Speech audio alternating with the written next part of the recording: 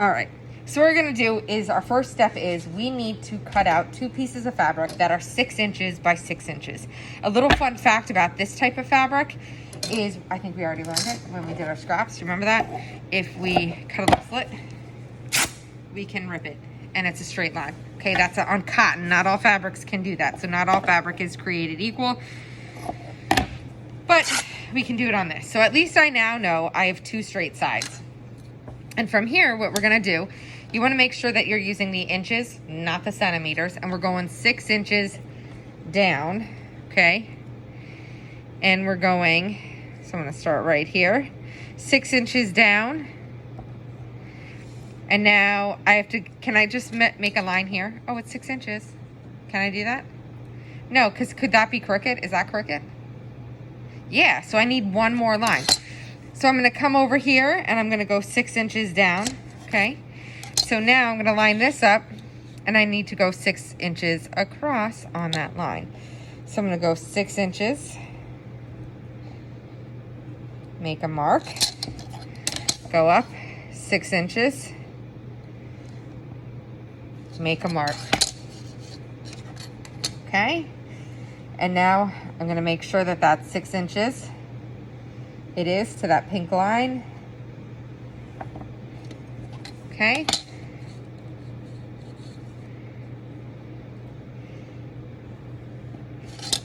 And now that is 1 6-inch square.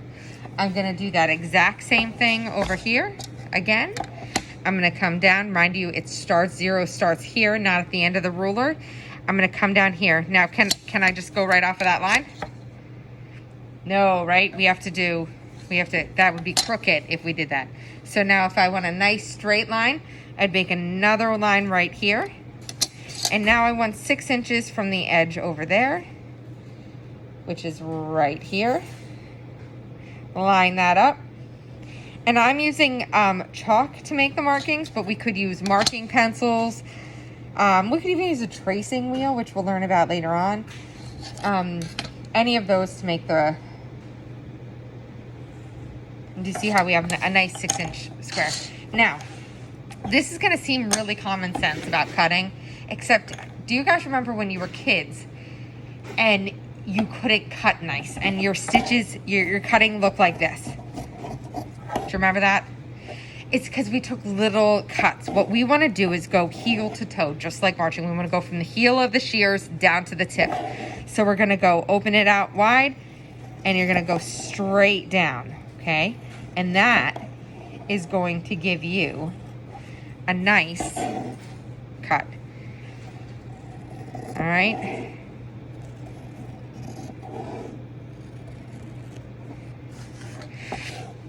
And then we're gonna do that to both of them and then have both. So the next thing we're gonna do is learning how to pin. So you could, for this project, it didn't matter whether the good sides were out, but just to get in the practice of it, when we're actually making the pajama pants and any other projects, for the most part, whenever you sew, good sides will be kissing. So do you see good side of the fabric, bad side of the fabric? You want the good sides kissing. So I'm going to put the good sides kissing right here, okay? And now what we need to do is we have to have pins in it because that's what's gonna hold it into place. Now, you're normally gonna use the dressmaking pins, but just for reference so you can see them, I'm going to use the ballpoint pins. I always say rock and roll is a good seam allowance, not a crazy one, a conservative rock and roll. That's about 2 inches. All right, so you're going to put a pin in right here, okay? And now you need one right there, okay? And what a pin is, you're putting it in the fabric, laying it flat, and popping it out. Do you see how the head of the pins are laying outside of the fabric? That's for easy grab when you're sewing. I'm not going to put them in the corners. I'm only going to be putting them 2 on the sides around the entire piece. And again, it's looking so easy. Don't get stressed out though when you go back to your sewing machines and you're having a little bit of a hard time getting the pins to go in. It just takes practice. Okay.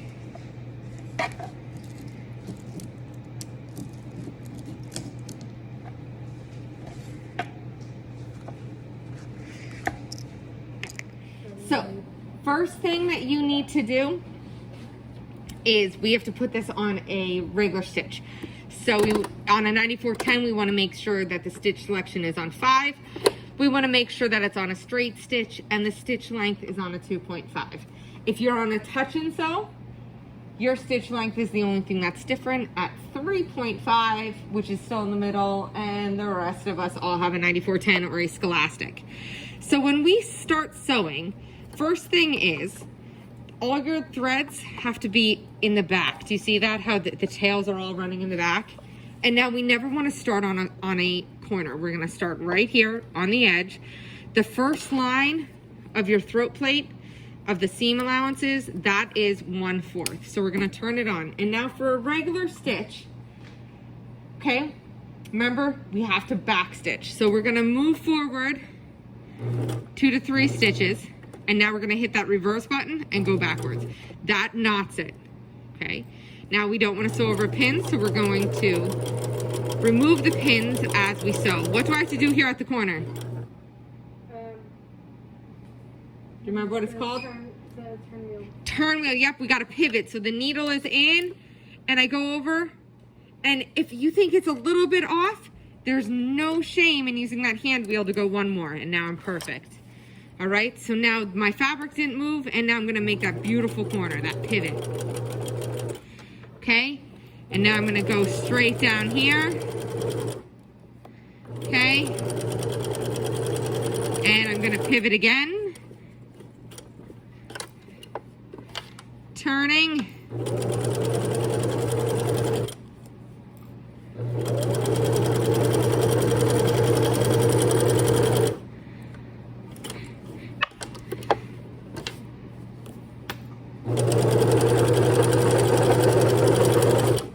Like NASCAR, I'm on my last turn here.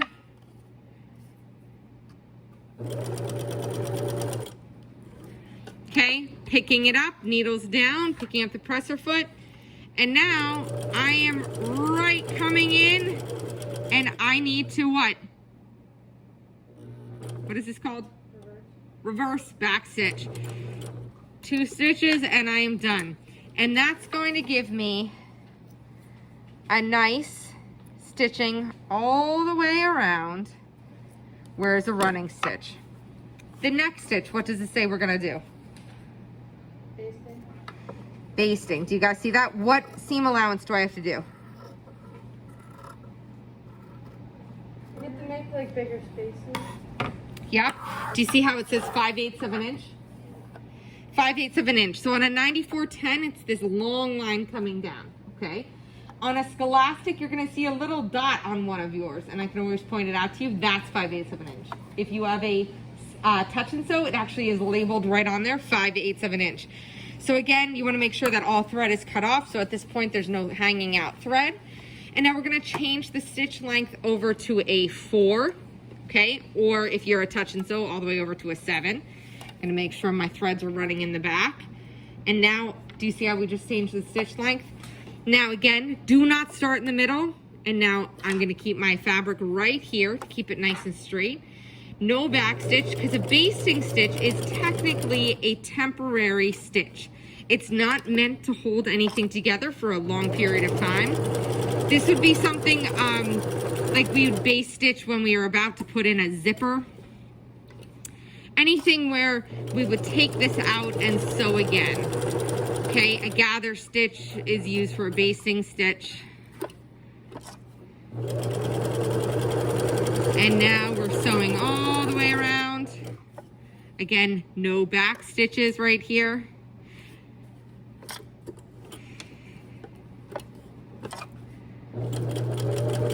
Okay, and you can stop it shy or you can overlap it. It doesn't matter. And again, here we want to clip all of our threads so we don't have a tangled mess in this. Okay. So now we have our running stitch, we have our basting stitch. Do you see how the corners are all pivoted at? And I don't have any jumps. That's what we're looking for here. Now the next thing, it says 3 decorative stitches. This is where that scrap fabric's really going to come in handy. So now the decorative stitches, I like to start off right in the middle, with a zigzag. So a zigzag, I would want to change my stitch selection to a 6. I'm going back with my stitch length to a 2.5, and I'm gonna go up here to my stitch width and move it all the way over.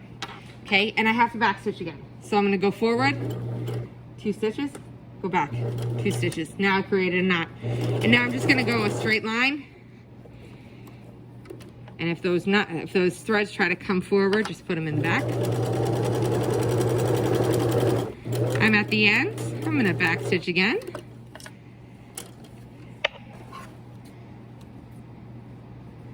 Okay, and so now we have a nice zigzag stitch there. Okay, now do you guys see, a lot of people like this one, do you guys see stitch 10 on this one? It's kind of a cool like half moon shape. To do that one, it's really cool, and you can keep it on a wide stitch, but you gotta lower this one down to a 1.5. And to be honest, you'd only know that if you look at your owner's manual or if you've done it before on practice scrap fabric. So I'm gonna go forward, I'm gonna go back stitch a little bit.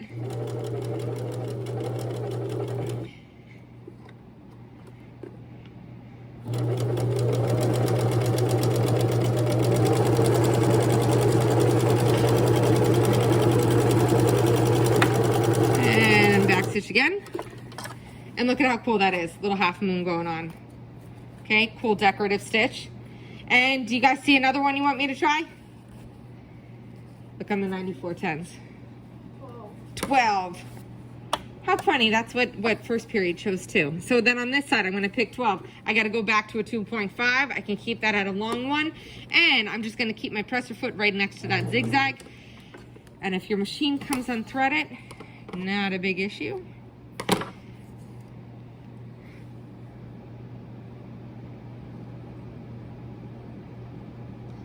Just rethread it. So 12. Do you see how some of them are red in numbers? That means it's actually technically for a stretch stitch, but it's totally, what did we say, 12, right? Okay, so I have it on 12 now. Change the stitch selection. Now I'm gonna go forward, I'm gonna go backwards to knot it. And now do you see how my machine is naturally going backwards? Like it's going forward, backwards, Let it, those feed dogs know exactly what it's doing. Okay, if you ever think it's getting stuck, please call me over and I'll check it out. Back stitch a few stitches, and now you have another really cool decorative stitch. Okay? And at the end, you should have, and if you wanted to do more, that's fine too. Like say you screwed up, don't start over again. We're gonna just continue. But you should have a running stitch, which is a regular stitch with back stitch, a basting stitch, 3 decorative stitches at least in the middle, and you should pivot at all the corners. Any questions?